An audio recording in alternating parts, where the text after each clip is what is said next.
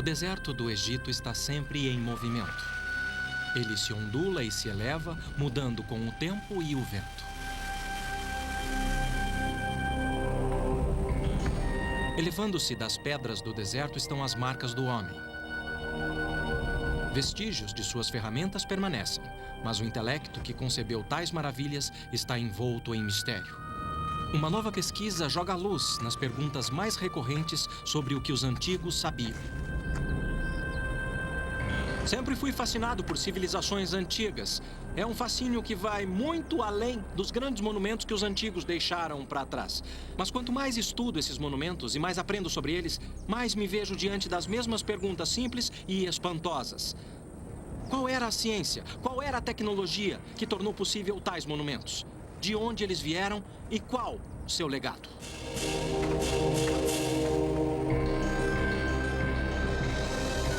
Sabedoria e antiguidade. Os egípcios.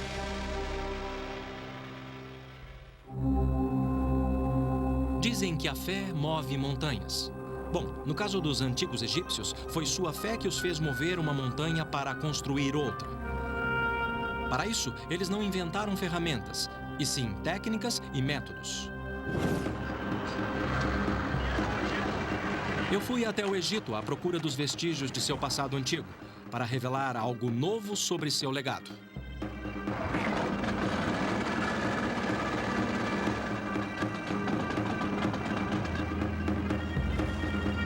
Percorrer o lendário Nilo é como voltar no tempo, entrar num antigo labirinto de mistérios que tem nos levado a exemplos palpáveis do conhecimento e percepção antiga.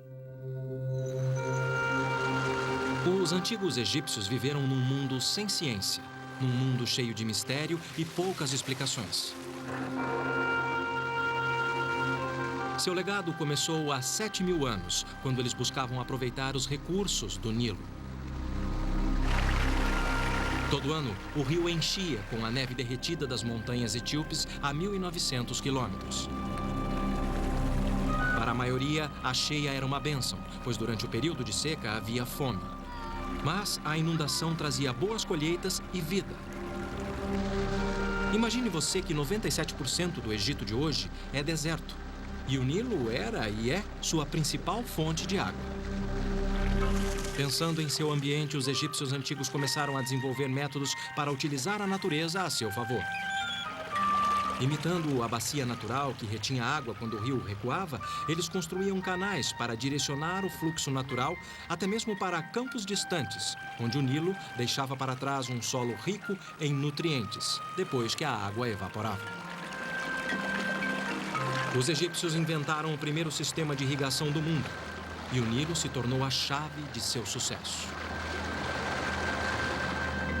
Com muito tempo nas mãos para pensar e imaginar, os egípcios antigos perceberam as leis e ciclos naturais. A força predominante em suas vidas era o rio. Num tempo antes da era dos hieróglifos, sabemos que os antigos tentavam prever os níveis de inundação, esculpindo marcas nas pedras. Devido à dependência do Nilo, os egípcios precisavam antecipar seu comportamento. Por fim, construíram esse tanque criado para captar a água da cheia. Desenvolveram o nilômetro, um método simples, mas eficiente. Podia ter várias formas, mas aqui na Ilha Elefantina, em Assuã, era uma série de degraus com altura em côvados, esculpida na parede. Conforme o nível do rio subia, eles sabiam o que esperar no ano seguinte. A altura de 18 côvados significava fome, 24 significava abundância e 27, desastre à vista. O nilômetro era um sinal de vida.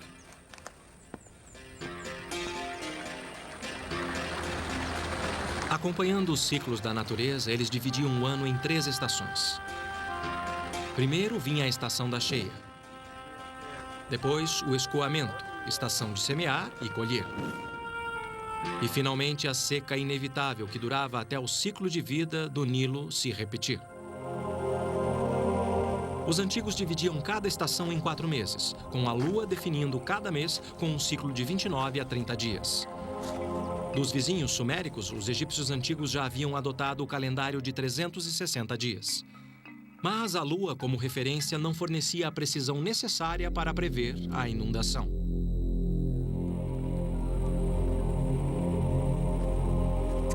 Por fim, eles procuraram uma outra solução. Uma que teria grandes consequências. Passo a passo, eles tentaram encontrar um meio de organizar seu mundo. E enquanto descobriam as leis e ciclos no céu noturno, os egípcios notaram uma estrela em particular, Sirius, ou Septet, como chamavam. Aparecia uma vez por ano no meio de julho, na época da estação da cheia. O ano novo era marcado a partir desta noite, num ciclo de 365 dias, como é nosso ano até hoje. Seu desejo de dividir o dia e medir o tempo motivaram os egípcios a criar suas próprias marcas. Eu fui ver esse marcador de 3.500 anos de idade no Cairo. Por todo o Egito havia obeliscos egípcios como este, usados há 2.000 anos. Como um relógio solar gigante, os antigos sabiam as horas através de suas sombras. Mas como saber as horas sem um obelisco por perto? Por volta de 1500 a.C., os egípcios inventaram um relógio de sol portátil. O princípio era simples. Eles apontavam uma régua para o sol para criar uma sombra. Para dar precisão, um prumo de chumbo ajudava a nivelar o instrumento. Posto na horizontal e apontado diretamente para o sol, a sombra era marcada na régua graduada. O local da sombra indicava as horas, ou, em outras palavras, um relógio. Pela primeira vez na história, os egípcios antigos dividiram o dia. Não em horas, mas em 24 partes, como fazemos hoje. Apesar de perceberem as leis e ciclos da natureza, ainda havia um mistério a ser desvendado. O sol morria à tarde para renascer no dia seguinte. O Nilo inundava todo ano e suas águas traziam vida. Mas quando as águas recuavam, elas traziam morte. De seu ciclo natural, os antigos devem ter concluído que havia mais vida do que o olho via. Havia dois lados da moeda. Deste lado, vida. Do outro lado, o pós-vida. Mas tinha um problema. Se você precisasse de um corpo nesta vida, também precisaria de um na pós-vida, de preferência o seu, e intacto. E isso criaria uma repercussão. No começo, os egípcios enterravam os corpos na terra, envoltos em linho, sob as areias movediças do deserto. Mas as tempestades de areia quase sempre devastavam as sepulturas e espalhavam os restos de seus ancestrais pelo deserto, destruindo os corpos que eles tanto precisavam. Pois, segundo eles, sem um corpo intacto, não havia pós-vida. Então encontraram outros métodos, cavando mais fundo a rocha do deserto para criar sepulturas mais seguras. Isso para aqueles que podiam pagar por elas. A construção de tumbas seguia um esquema básico. Eles cavavam um poço com uma ou mais câmaras no fundo. Depois que o corpo era colocado ali, o poço era lacrado com areia ou pedra pesada e a entrada coberta com tijolos de lama. Esta é uma das tumbas de tijolos mais antigas que restou. Esta é grande, mas havia de todos os tamanhos e formas. Quadradas ou em colmeias, as tampas expressavam a ideia dos egípcios sobre o monte de terra primordial, de onde toda a vida surgiu e de onde os mortos eram ressuscitados. Como a longevidade se tornou um problema, eles substituíram o tijolo. Para enterros reais, os antigos passaram a usar pedras, ainda em forma de tijolos, só que mais duráveis. Com pedra, os egípcios construíram as superestruturas mais antigas da história da humanidade. Estas são mastabas, tumbas retangulares achatadas, um termo árabe para bancos de pedra. Mastabas se tornaram sinal de status. Aqui em Gizé eu percebi que quanto maiores os blocos, mais elaboradas eram as tumbas.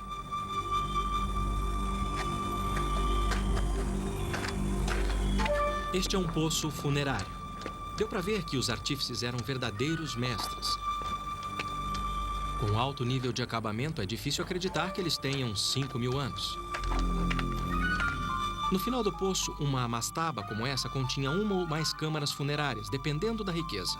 Uma superestrutura retangular em cima do poço continha um corredor, uma capela e outro cômodo importante, o serdab.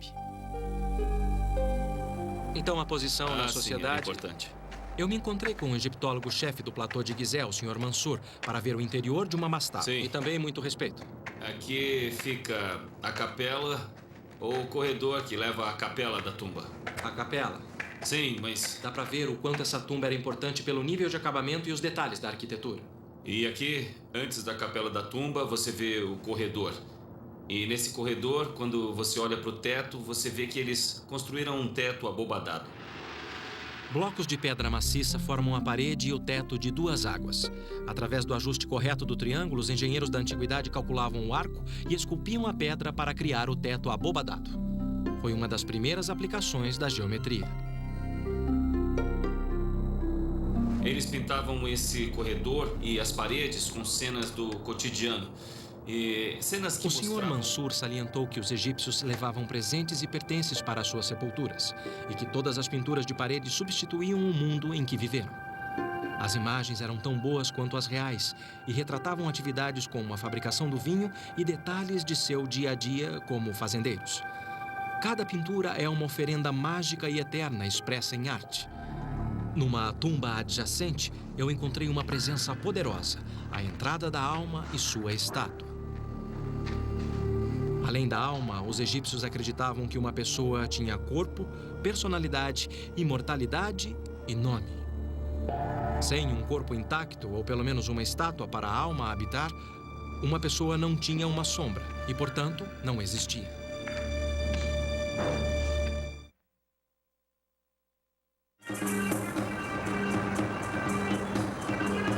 O Cairo moderno é lar de 30% de toda a população egípcia. Como na antiguidade, a vida ainda gira em torno do Nilo.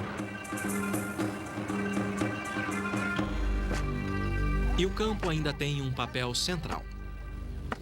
Os antigos usavam ferramentas básicas e, mesmo assim, desenvolveram métodos criativos e inteligentes. Como o primeiro sistema de irrigação do mundo para a produção de alimento, suficiente para sustentar toda uma nação. Mas os egípcios aproveitaram um outro presente do Nilo. Um que deixou sua marca permanente na história do mundo, o papiro. Os egípcios inventaram um dos primeiros registros portáteis da antiguidade. Para fazer uma folha de papiro, eles cortavam o interior do caule em tiras. Depois molhavam e dispunham as lâminas em ângulos retos.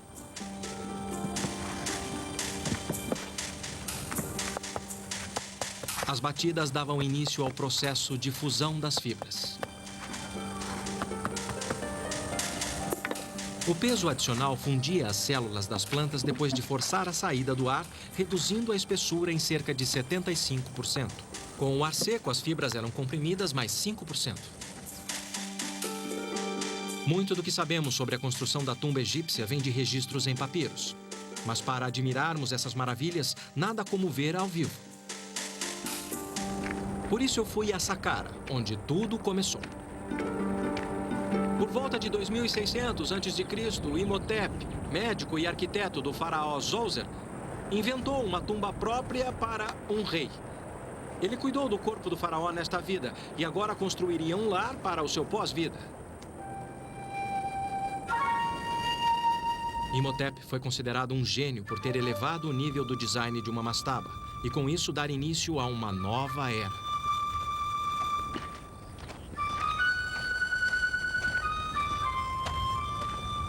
Imhotep começou com uma mastaba, que ele expandiu em 2 lados, e a partir deles construiu em volta uma pirâmide de 4 degraus. Depois disso, acrescentou outra construção ainda maior sobre a primeira, até criar uma tumba com 6 degraus e com mais de 60 metros de altura. Ele conectou as câmaras subterrâneas através de um labirinto de 5,5 km de poços e túneis.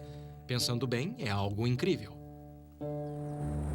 Não temos registro do que passou na cabeça de Imhotep, mas seu design inovador fala por si só. Ele criou uma imagem dos raios de sol ou uma escada que levaria a alma de Zoser em direção ao céu para o seu pós-vida. A pirâmide em degraus de Imhotep aturdiu o mundo antigo e a tumba de Zoser se tornou a primeira pirâmide do Egito.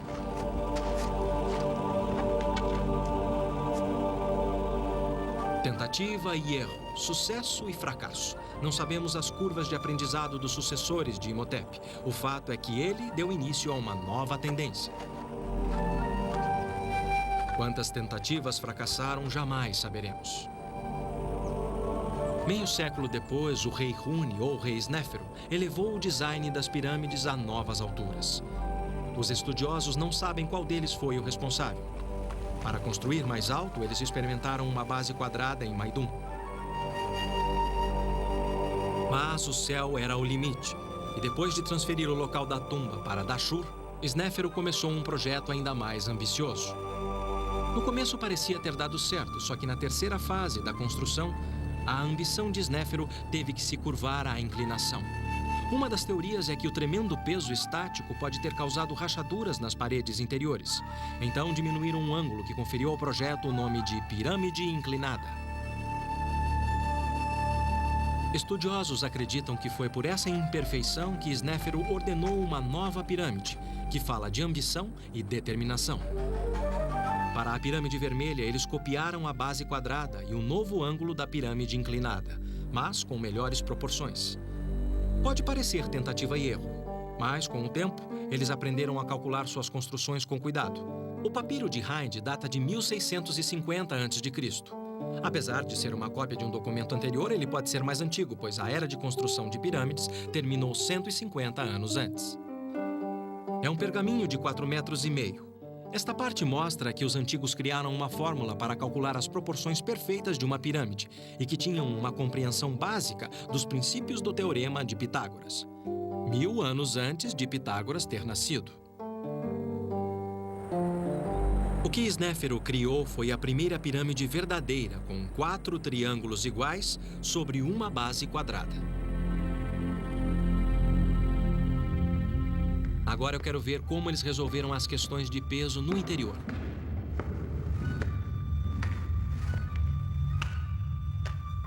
Um corredor leva a 2 antecâmaras e uma câmara funerária. Elas ficam no centro, cerca de 27 metros abaixo da entrada. É impressionante a precisão com que os egípcios assentaram esses blocos, considerando seu tamanho e peso.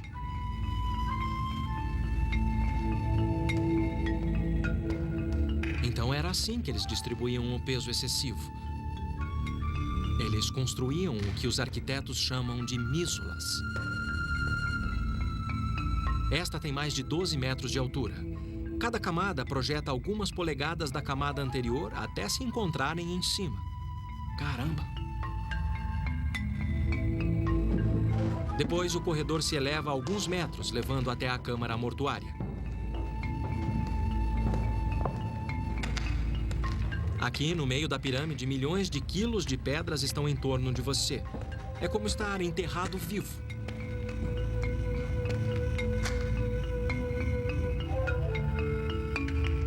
Há muito tempo os ladrões limparam este lugar, mas o ar aqui dentro parece não ter mudado em milhares de anos. Por esta passagem estreita não entra ar fresco, apesar de o teto ter 15 metros de altura. Sufocante é pouco.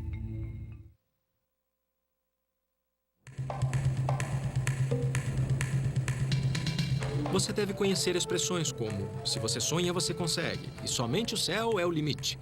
Quando eu visitei lugares antigos do Egito, eu vi que esses aforismos eram verdadeiros há muito tempo.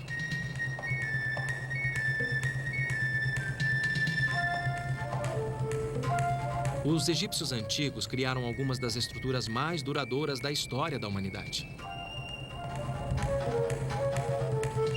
Principalmente quando passaram a dominar os 6 maiores requisitos da construção e que são consistentes com as 80 pirâmides que construíram. O primeiro princípio é a base quadrada. Para obter uma base quadrada perfeita, eles marcaram os 4 cantos da pirâmide, algo que devem ter feito com barbantes. Precisão é importante porque, se os lados não estiverem exatamente iguais, você terá problemas para erguer a pirâmide. Numa segunda fase, construíram um núcleo com degraus, como aqui em Gizé, perto do Cairo, onde é possível ver as várias camadas. Muito do que ainda resta é o núcleo. Essa é a maior pirâmide de todas. É a tumba do faraó Quéops, que governou o Egito na metade do século 25 a.C. Elevada a cerca de 150 metros acima do solo do deserto, esta foi a construção mais alta do mundo por quase 5.000 anos.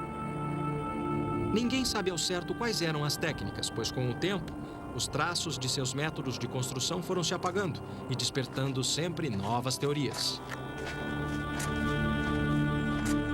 Um terceiro aspecto é a localização e orientação da pirâmide. Depois do rei Snéfero, todas as pirâmides eram voltadas para o eixo leste-oeste, igualando a vida e morte do rei ao nascer e pôr do sol. Orientar a pirâmide na direção certa não parece ter sido problema para os antigos, porque qualquer erro na maioria das pirâmides é de menos de 1 grau.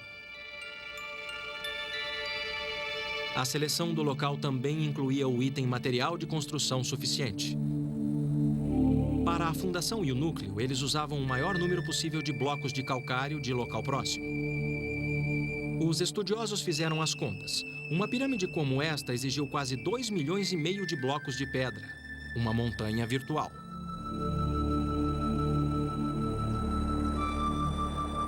Aqui na pedreira da pirâmide dá para ver onde eles cortavam os blocos do leito de rocha.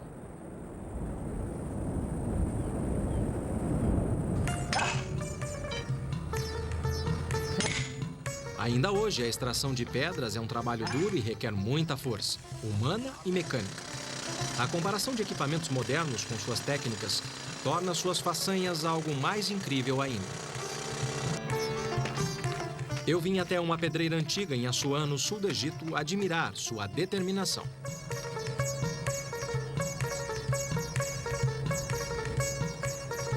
Este é um bloco de dolomita e, acreditem ou não, era tudo que os egípcios precisavam para extrair enormes blocos de granito. Eles o usavam como marreta e martelavam até fazer buracos como este. E, por fim, uma vala. Devia ser um trabalho maçante mesmo, mas era muito eficiente.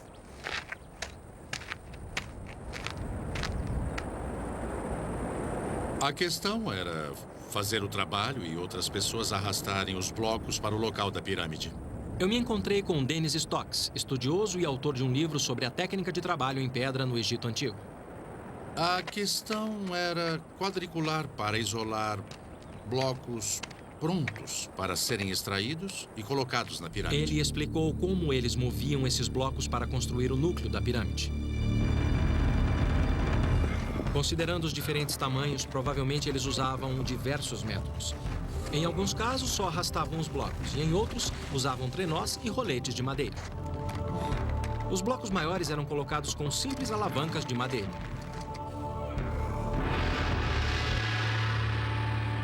No topo, as pedras eram bem menores e podiam ser colocadas com a mão. Na quarta fase da construção, eles encaixavam pedras menores para dar a forma da atual pirâmide. O truque não era tanto o formato perfeito de cada bloco, mas o peso total de cada fiada que tinha que ser absolutamente idêntica. Como vocês podem ver, as pirâmides foram construídas com pedras de todos os tamanhos e formatos. Algumas tão grandes quanto um caminhão, outras do tamanho de uma geladeira, todas encaixadas com exatidão. Como se isso não fosse difícil, os construtores tinham que manter um ângulo constante de uma fiada de pedras para outra. Só assim eles podiam dar à fachada a lisura de um pedaço de vidro e manter os ângulos, com a precisão de uma lâmina de barbear.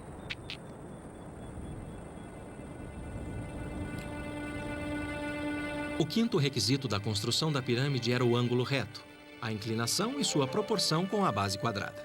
Isso era crucial em termos de durabilidade. Por último, havia os blocos de acabamento brancos e lisos em calcário. Na maioria dos casos, eles foram retirados quando as próprias pirâmides se tornaram pedreiras. No topo da tumba de Quéfren, filho de Quéops, resta um fragmento. Eu soube que o Dennis fez pesquisas sobre os blocos de acabamento. Eu me encontrei com ele na Vila Faraônica em Gizé, onde ele preparou uma aula para demonstrar as técnicas antigas para trabalhar com pedras. Quando eu cheguei, Dennis estava preparando um bloco de calcário. Muito bom, obrigado. As ferramentas que ele preparou são incrivelmente simples. Eu estava curioso para ver como eles as usavam. Jack, venha dar uma olhada nisso aqui. O que temos aqui, Dennis? Bom, esse bloco de pedra é idêntico ao que eles usaram na Grande Pirâmide, particularmente no acabamento. Como eles conseguiam polir o bloco para servir de acabamento? Bom, para começar a polir, vamos usar uma ferramenta como essa. Isso é um cinzel de cobre. O cobre veio de uma mina de cobre do Sinai. Está vendo? Dennis disse que os antigos usavam 3 materiais naturais: minério de cobre, sílex e areia. Com o minério de cobre, eles faziam cinzéis, machados, brocas e ponteiras. Eu sempre achei que o cobre fosse um material mole. Como é que o cobre pode talhar uma pedra? O segredo é que esse cinzel é martelado a frio.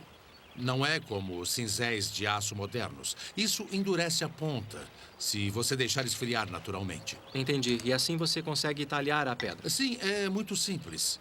Pegue o cinzel, apoie a ponta e bata devagar, alternando o ângulo do cinzel para obter um corte limpo na pedra. E aí você tem um corte liso o bastante para fazer uma pedra de acabamento. Sim, no final ela fica bem plana. Mas eles ainda podiam usar uma outra técnica, que é uma pedra de raspagem. Ela tem uma borda afiada e pode ser usada assim. Incline a pedra e raspe devagar as saliências do bloco. Então, Jack, por que não experimenta? É bem fácil, não é? É só usar essa sim. pedra, é só alisar todas as fácil. partes salientes. Isso, você pode usar essa pedra até obter uma superfície bem lisa. Polir é uma coisa, mas como é que você sabe que tem o produto final? Como é que você sabe que a superfície está totalmente plana? Bom, eu vou te mostrar. Primeiro, eles precisavam de uma ferramenta de precisão para avaliar a superfície e ver se estava plana ou não. O que significa... Segure para mim, Jack. E deixe bem esticado. Na superfície, desse jeito. Bom, o que temos aqui são 3 tocos, todos do mesmo tamanho. Entendi. Isso é extremamente importante. Então, quando o barbante está esticado, você pode conferir passando o toco embaixo do barbante e, com isso, ver se tem alguma saliência. Quer dizer que se tocar o barbante é porque tem uma saliência, Se não o é? barbante levantar assim, tem uma saliência. Isso é inacreditável. Uma técnica inteligente, mas se você pensar em milhões de blocos de pedra, isso exigia muito detalhe. Eu estou cético quanto à eficiência disso em campo. Então eu desafiei o Dennis para um pequeno experimento. Quando andamos por aqui, vemos que os blocos estão alinhados e aparentemente nivelados entre si. Como eles deixavam tão nivelados? Bom, eles tinham que fazer avaliações. Então, vamos conferir e ver se eles eram bons mesmo. Vamos usar a velha ferramenta mais uma vez. Nossa velha amiga. Tocos e barbante. Coloque a sua ponta neste bloco, que eu coloco a outra neste aqui. Primeiro, vamos colocar o toco no seu bloco. Nivelado, né? Maravilha, Tá perfeito. aí está. Está ótimo, mas aqui está sobrando. Como está o nível aqui? Que beleza! Não resta outra coisa a não ser admiração por eles. Então eles nivelaram certinho. Totalmente certo. Os blocos estão nivelados. Mas isso não era o bastante. Para a pirâmide permanecer estável, os blocos tinham que estar na horizontal.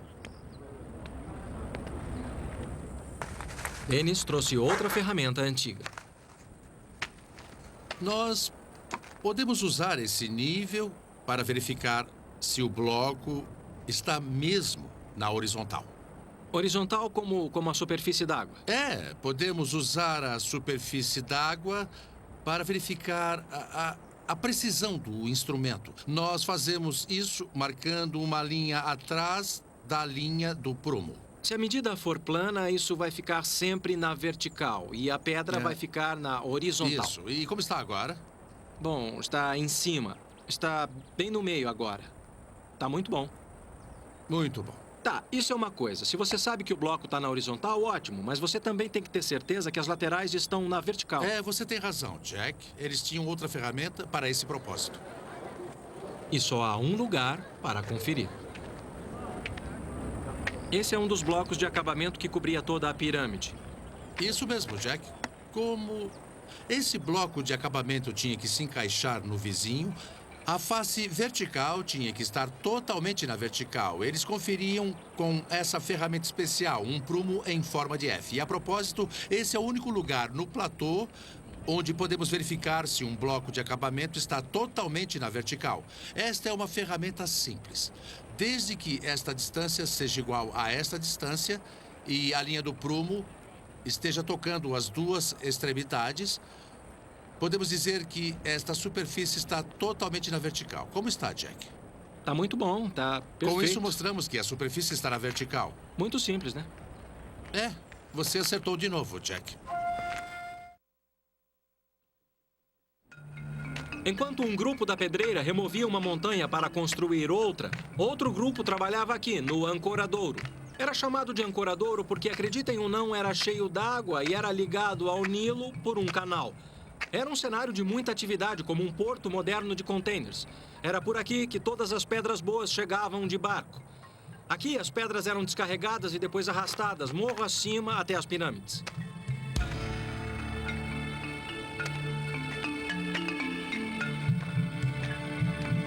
Os antigos sabiam que o ângulo das rampas era crucial. Entre 6 ou 7 graus era perfeito para desafiar a gravidade.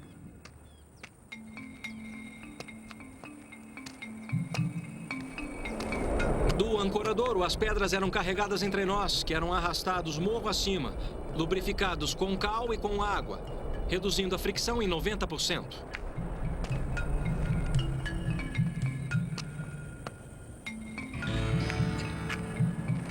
Não queira subir esse morro tentando arrastar uma pedra.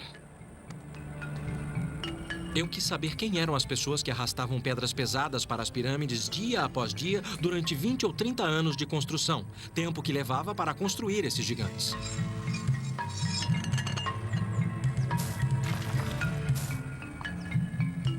Então fui até o pé do platô de Gizeh, onde estão escavando um cemitério. É o lugar de descanso daqueles que trabalhavam perto da pirâmide. Os túmulos dão uma noção do estilo de vida dos trabalhadores e uma dica da importância socioeconômica que a construção da pirâmide representava para toda a nação. Dr. Hawass, o que as tumbas nos dizem? Esta é a primeira vez que sabemos da vida desses trabalhadores que construíram as pirâmides. Antes disso, sabíamos muita coisa dos nobres, oficiais, reis e rainhas, mas nada sobre as pessoas comuns que representavam 80% da nação naquela época. E aqui o Dr. Zahi Hawass, secretário-geral de Antiguidades, encontrou-se comigo para falar de suas últimas descobertas. Como os egípcios administravam tantas pessoas trabalhando nesta obra colossal? Era um sistema de trabalho forçado, coação ou um sistema de cooperação? Você tem que entender uma coisa importante, que é a pirâmide era o projeto de toda a nação. O país inteiro, 1.600.000 pessoas. Esse era o número de habitantes do Egito naquela época. Dedicavam suas vidas para construir essa pirâmide, porque era para o rei, que na verdade era Deus. Então não tinha um exército forçando escravos? Não. Acreditamos que o número de trabalhadores era de apenas 10.000 homens. Talvez um terço fosse de trabalhadores permanentes que trabalhavam para o rei desde sempre. E o resto seriam homens jovens que vinham para ajudar no sustento da família no Delta e no Alto Egito. Ao contrário do que se presumia, as evidências mostram que o trabalho básico, a força muscular na construção das pirâmides, não vinha de escravos, mas sim de fazendeiros dedicados. Toda a família tinha que enviar sua contribuição. Como até hoje, se você for a qualquer aldeia, no Alto ou no Baixo Egito, eles fazem como na época da construção da pirâmide. Se você tentar construir sua casa, vai descobrir que todos os dias, todas as famílias da aldeia vão te levar comida. Construir uma pirâmide era a mesma coisa. Mas e o Nilo e a cheia que ocorria todo ano? Isso afetava o trabalho nas pirâmides? Sim, mas ajudava no trabalho da pirâmide, pois quando a cheia cobria completamente o Egito, não havia trabalho para ninguém. O que você acaba de descrever é como uma pequena cidade. 10.000 pessoas é muita gente. Como eles organizavam isso? Uma equipe consistia de 2.000 trabalhadores. Eles dividiam a equipe em 2 grupos. Cada grupo tinha 1.000 trabalhadores.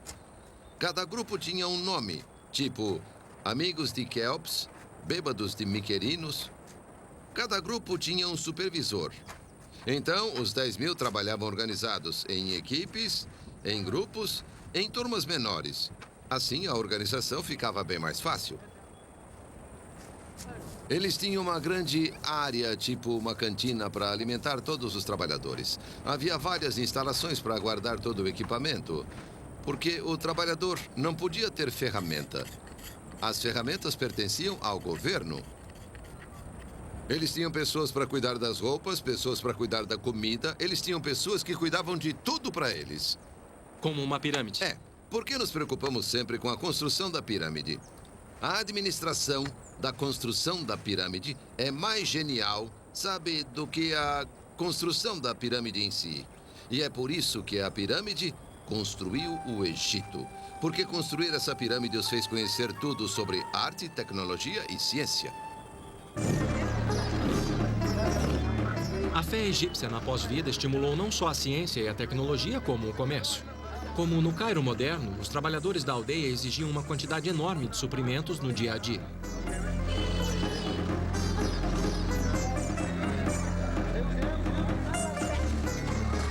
Muitos buscavam suprir essa necessidade. E conforme sua crença irradiava além das sepulturas reais, ela atingia cada aspecto do dia a dia dos egípcios. Mais e mais pessoas passavam a suprir a demanda, e assim geravam sua própria demanda. O empreendimento e todos os aspectos associados a ele tornou-se uma grande indústria. Incenso, bálsamos e ungüentos, que eram privilégios do rei, passaram a ser desejo das massas. Salam. Salam. Preciso de um perfume antigo. Este é Ramsés. Este é mais forte na pele. Você quer alguma coisa mais forte, mais ou menos, ou... E este aqui? Este é de flor de lótus. Ah, é muito forte, é uma flor muito forte. Tá bom. Os óleos aromáticos eram considerados o perfume dos deuses e por isso aplicados na pele para fins cosméticos e medicinais e usados também no processo de mumificação. Então pode-se dizer que o perfume é mais uma invenção que devemos à crença dos egípcios na pós-vida.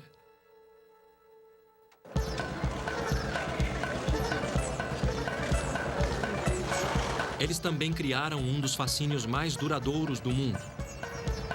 No Museu do Cairo, eu pude ver os resultados impressionantes do empreendimento antigo nas artes e ciências.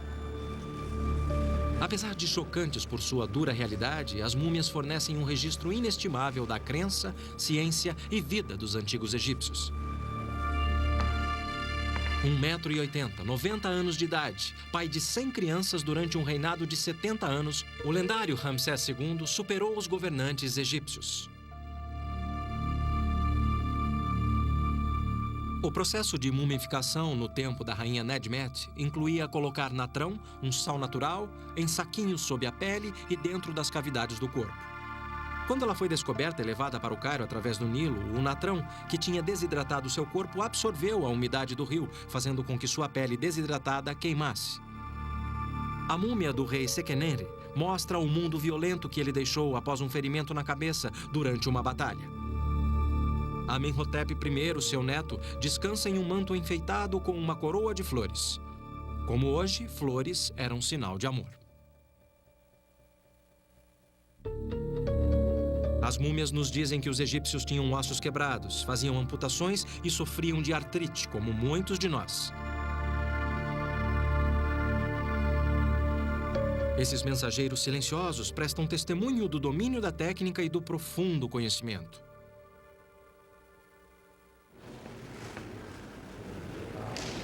Perto dali eu encontrei outra maravilha antiga, um bloco de granito talhado, o caixão ou sarcófago da antiguidade. A superfície é incrivelmente lisa. Espertos, eles talhavam a tampa do mesmo bloco. Uma peça incrível da perícia e precisão dos artífices e que deixa você pensativo.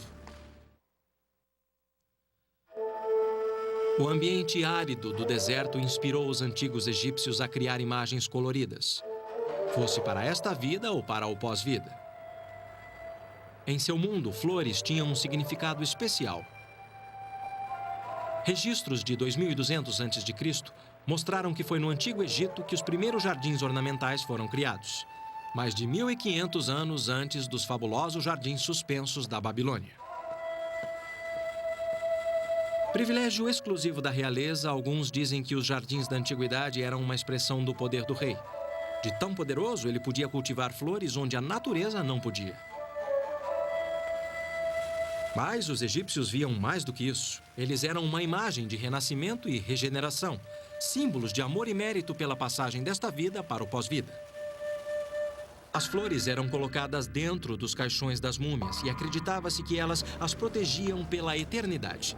E o granito, segundo sua crença, fornecia o máximo em segurança. Na escala de Mohs, que vai de 1 a 10, o granito é de grau 7, sendo no mínimo tão duro quanto o aço. Como eles conseguiam perfurar uma pedra tão dura assim, era uma pergunta para o estudioso da tecnologia da antiguidade, Dennis Stocks.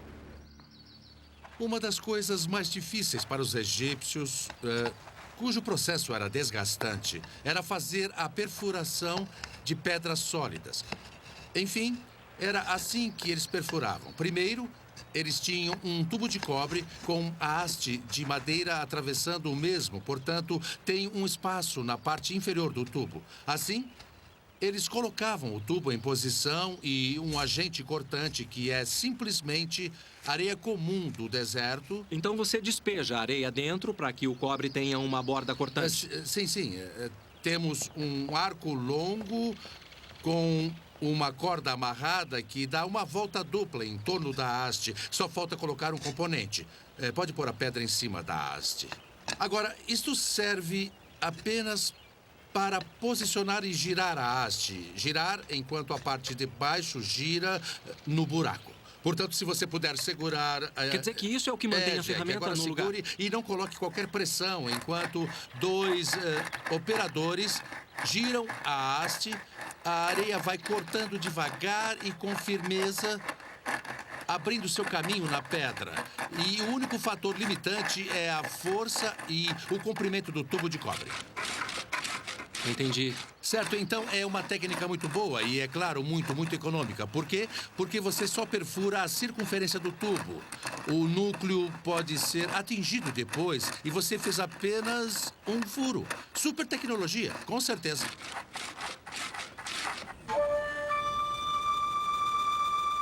Com ferramentas básicas e uso eficiente, os antigos egípcios criaram maravilhas no mundo. E apesar de seu conhecimento e experiência terem crescido, a arte das pirâmides decaiu.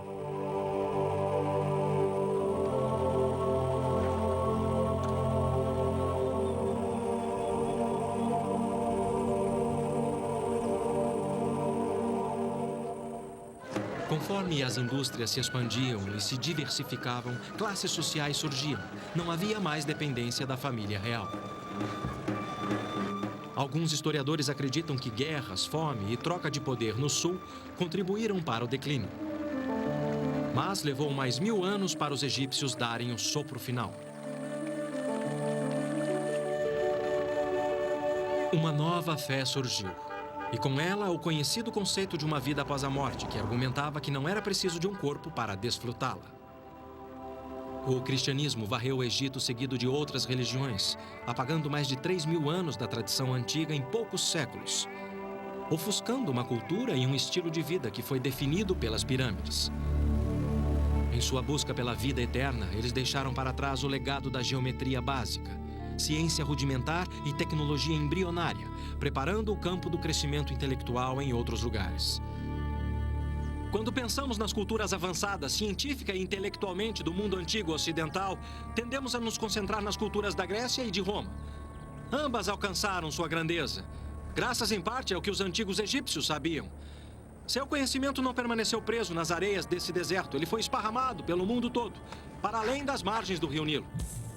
E que finalmente chegou até nós para nos lembrar que, por nossos avanços tecnológicos e científicos, devemos agradecer e reverenciar a esses gigantes, conhecidos como os egípcios.